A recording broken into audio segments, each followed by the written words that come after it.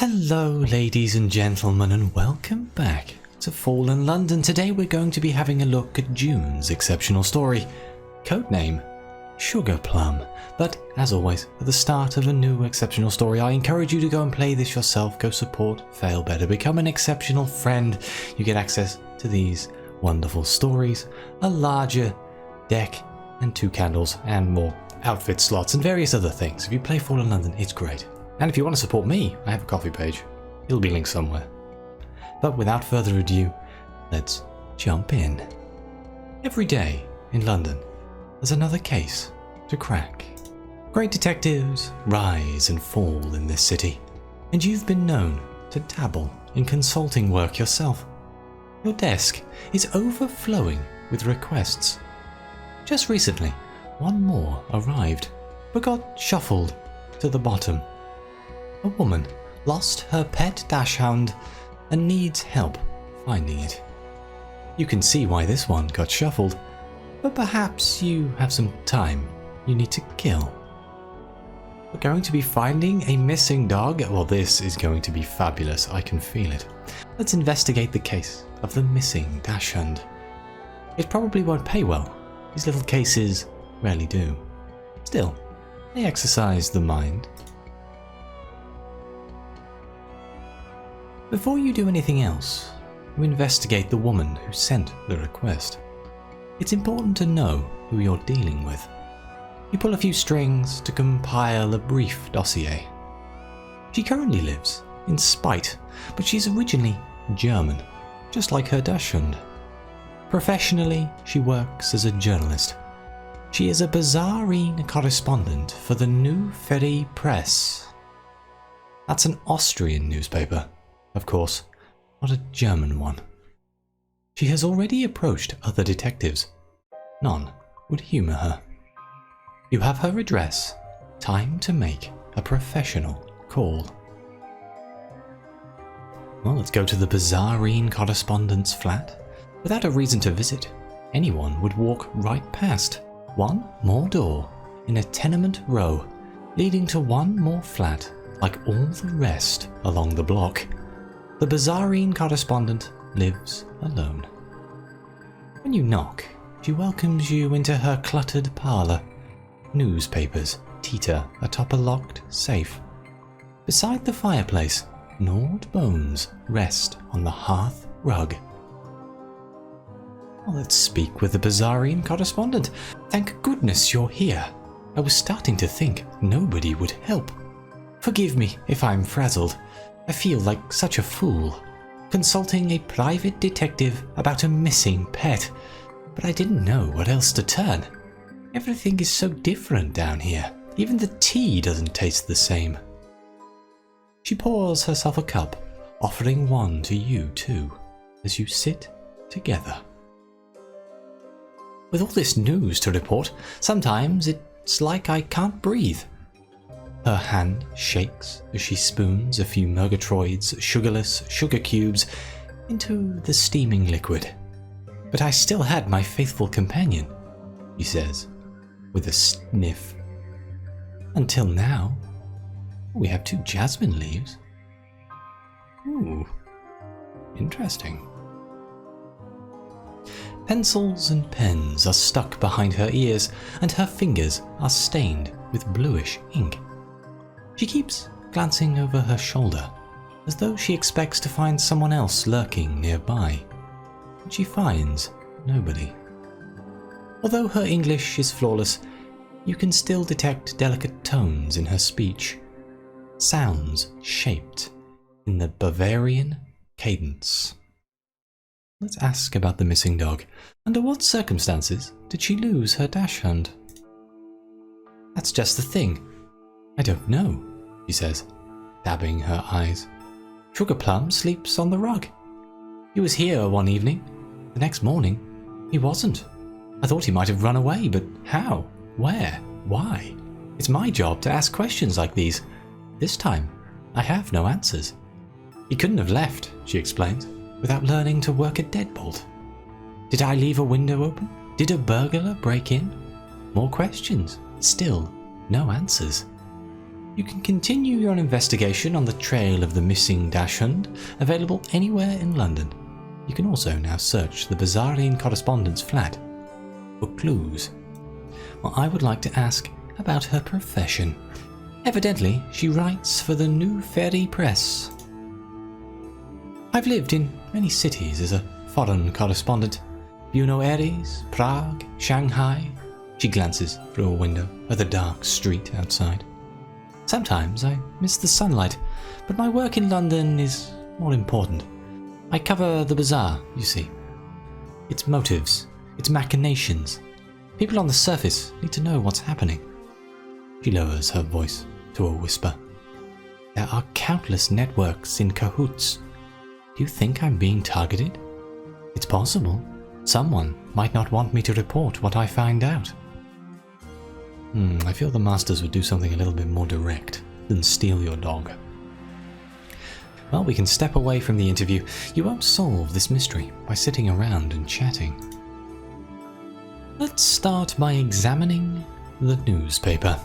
Some were published in the Neath, but others are from the surface. Wars in Europe, alliances broken and forged, marriages, executions, bombs and contested borders. The headlines speak for themselves, and they speak in many languages. Frequently, they shout the news in capital letters. Of course, you won't find the real news in print, says the Bizarrine correspondent, watching as you flip through old issues. Not where the bazaar is concerned, unless you learn to read between the lines. The ministry can't censor everything. Whatever I write, I have to send it through them before it reaches the surface. I've learned to write things very carefully. Well, we can search around the fireplace. If this is where the dachshund was last seen, then you might find a clue. There's still an imprint worn into the rug where Sugarplum must have consistently napped. When you examine the bones, you can tell they've been gnawed by small teeth. What dog doesn't love bones? Asks the Bizarrine correspondent. She hasn't swept her fireplace in ages. You can't help but sneeze from the ash. Your sneeze blows a pile away, revealing something snagged under the grate. Pale paper, scorched but not totally burnt. You fish it out before the embers can finish the job. So we got a half-burnt missive and an unidentified thigh bone. Ooh. During this exceptional story, you may occasionally uncover clues that you can discuss with the Bizarrine correspondent. Speak with her again to learn more. Let's ask her about this unburnt missive. You discovered this fragment amongst the ashes in her fireplace. Ach du Lieber, I thought I destroyed that. She lets nervous laughter escape. This is where I should lie, isn't it? I should claim I don't know what it is, but I do. She has informants. They send her letters. She sends them letters as well. And sometimes she intercepts letters that aren't meant for her. Sometimes they're too sensitive to preserve. You won't tell anyone else, will you? Really, there's nothing to tell. Every decent journalist has some confidential sources. I'm working on a story that requires discretion. Perhaps in the future, you'll see it in print. Somehow I doubt that with the ministry. Alright, let's step away from this interview and see if we have anywhere else we can go. Here we go, on the trail of the missing dachshund. Your leads at the moment are scarce. Where would a dachshund go if a dachshund decided to disappear? The fifth city has innumerable nooks and crannies. Every alley, every shadow might conceal a clue or a lost dog. Sometimes, as a sleuth, the only thing to do is put your boots to the cobbles. So we have a couple of options. We can search the surrounding streets. How far away could a lost dachshund possibly get? We can investigate the city's kennels. The Department of Menace Eradication occasionally holds on to stray animals. We can consult the constables. They're always on patrol, and they might have seen something suspicious. Or we can return to the flat, but we don't need to do that just yet. Let's start at the top and just search the streets around her house. Figures drift through the chimney-thickened fog. Horses whinny. Carriages swerve. A passing landau, carried by 2 clay men, nearly runs you down. Finally, you spot a dog-shaped silhouette. It melts into the murk, and you give chase. Along twisting avenues, between tenements that lean like drunks, past factory walls, blasted, toppled, covered with fine white powder, debris from another explosion, reported as a controlled demolition in the papers, which is simply their preferred spelling for industrial accident. Climbing over rubble, you realise that you've lost the silhouette, but there are prints in the powder. 9 tiny paws. Okay, let's investigate the city's kennels. Brave souls venture into these kennels and never return. In order to investigate, you arm yourself with cudgels, whips, and Murgatroyd's fungal crackers. Not enough crackers by half, as it turns out. When the cudgels have been splintered, the whips ripped apart like mere string, you toss the last cracker into a corner. Menace eradicators slam the kennel door as you've slipped back out. You can hear the creatures inside fighting for the cracker, growling, roaring, hissing, but never barking. There's not a single dog in the building. Damn. Okay, well, let's consult with the constables. I'm on good terms with these people. You ingratiate yourself with a few constables on their beat, buttering them up like scones and offering actual scones to thank them for their service, not to bribe them for information. What a thought. Dogs? Can't say I've seen any, one constable tells you, chewing with his mouth open. Wet crumbs speckle you as he speaks. It's anarchists you should be worried about. Whole spate lately. Bombs and plots. Lovely scones these, by the way. Hard to find good pastry in this city. Too much fungus. That wasn't that helpful, was it? Let's read a notice on a lamppost. What's this? It says, "Lost Dog," in bold letters. You pull the notice from the lamp. Beneath the bold letters, there's a printed illustration which depicts the dog in question. It's a dachshund.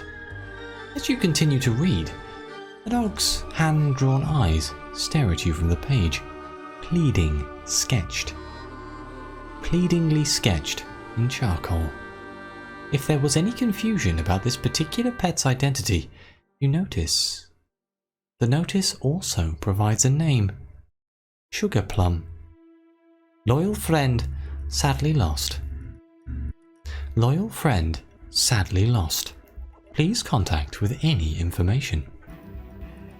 The address at the bottom, however, is not the Bizarrine correspondent's flat, nor did she compose this note, unless she's also a renowned mountaineer at London's Subalpine Club.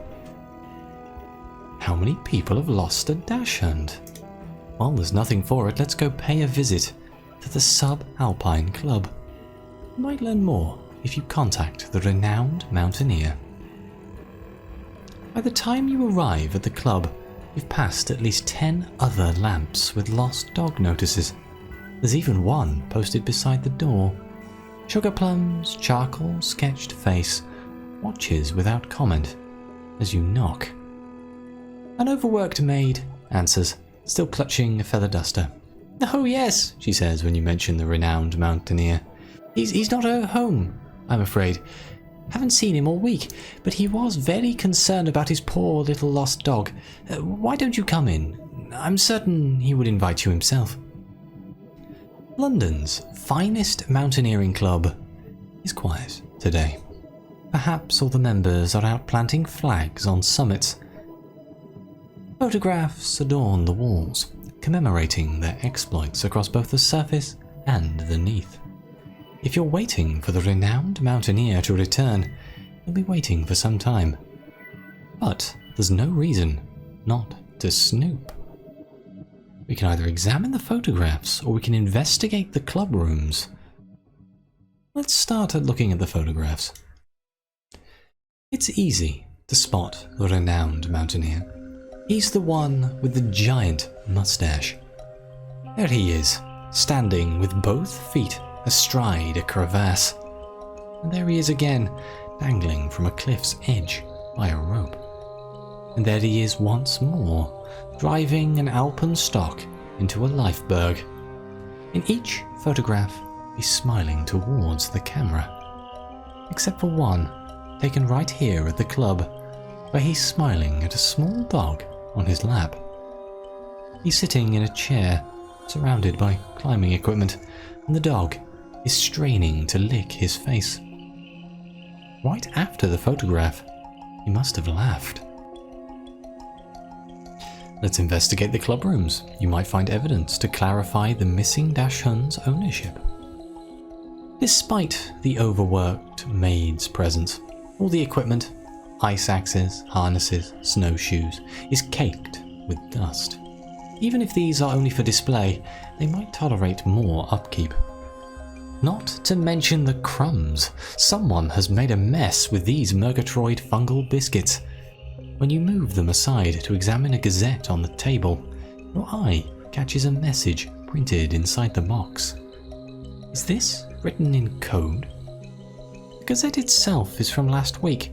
One article profiling an ambassador murdered with a stiletto in his own hotel suite is circled with blue ink. I'm going to assume stiletto as in stiletto knife, not stiletto shoe. But if it is a stiletto shoe, I am impressed. Well, let's speak with the overworked maid. Has she found anything else like this message while dusting the club? Heavens, this place does need some tidying. Is that more rubbish? An old biscuit box? I find enough lying about, let me tell you, to keep a furnace stocked for weeks. You can give it to me, I'll put it where it belongs. She doesn't allow you the chance to reply, however, or to surrender the box before twisting her feather duster. Its handle pops open, revealing a stiletto. Then, she lunges. Oh God. I'm afraid, my dear, you don't know who you are fighting against here. Something tells you this woman is more than a maid.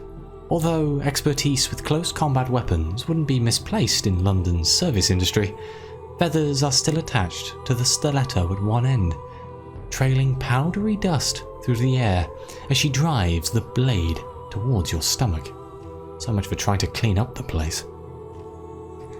We can either fight back. A surprise attack deserves a surprise counterattack. Or we can evade the assault, dodge left, feign right. Whatever you do, stay away from that knife. Now we're just gonna, I don't know, punch her in the face, I guess. You grip her arm just in time, diverting the stiletto into an overstuffed cushion on a nearby couch. Goose down erupts over the room. Her eyes glare as you wrestle together. Chairs break, bookshelves topple. You have the stiletto now, but the blade snapped in half. She has one leg over the windowsill. She's gone before you can get there, but she's dropped something during her rush to escape. It glints on the floor, copper catching the candlelight. The Bizarrian correspondent may be able to shed new light on these events. Do not sell your copper cipher ring, you will need it. I already had one of those, but wonderful. That's the great game, isn't it? Yeah, so that's a great game assassin. I do wonder what's happening here. Oh, we can sort through the attack's aftermath. For someone hired to clean, the overworked maid created quite a mess. Candles dropped everywhere, prisoners' honey dripped all over the rug, various cupboards and cabinets flung open, rummaged through, but not by you. Well, not until just now. You must have interrupted the overworked maid before she could start cleaning properly. If you had come even an hour later, there might not have been any evidence left. So we can go and ask the lady, I guess. Let's go back and speak to the Bazarian correspondent. And ask her why somebody else has a picture of your dog. Let's ask about the copper cipher ring. After you were attacked, your would-be assassin left something behind. She listens attentively as you describe what happened.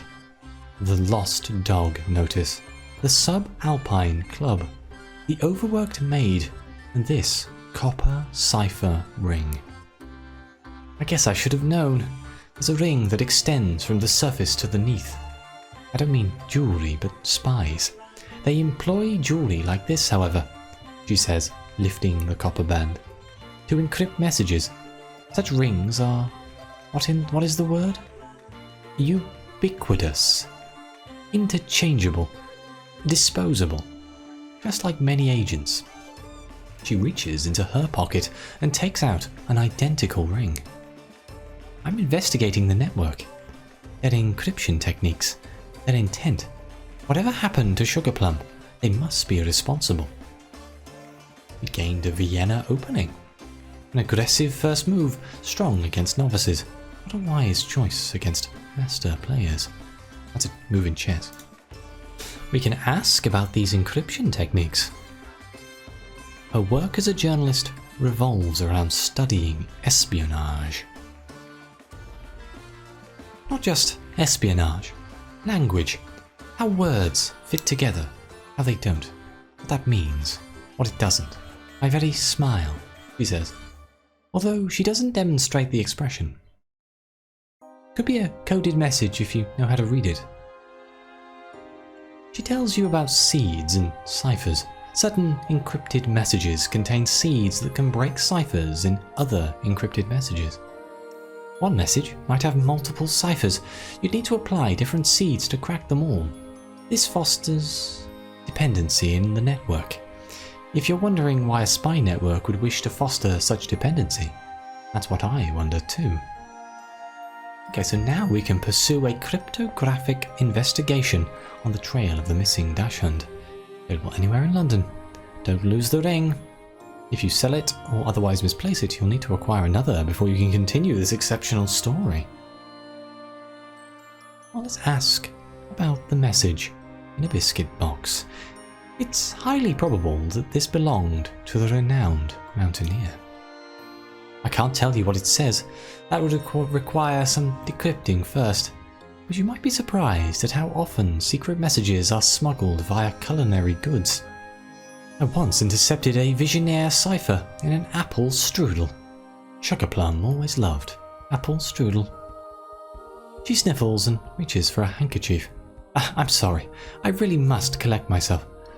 Based on your information, my educated guess would be that the Subalpine Club's membership has been infiltrated. Let's ask about this broken stiletto. Microscopic letters are inscribed on the blade. An encrypted weapon. Fascinating. I've heard about these before. He turns the stiletto over, scrutinizing the tiny letters. The message on the blade is the message the blade is intended to deliver. Stabbing someone usually does send the message, doesn't it? If you can decrypt it, you might learn more about the assassin and their employer. Okay, well I think that's everything we can talk about here. Let's step away from the interview. I assume on the trail of the missing dachshund, fiddle with the copper ring, yes. But I think this is where I shall end the first episode. This is very interesting. I am enjoying this a lot. I love things like this. It reminds me of old Sherlock Holmes novels. But thank you very much for watching. Please like and subscribe. Let me know what you think. Your comments are greatly appreciated. And as always, I'll see you next time.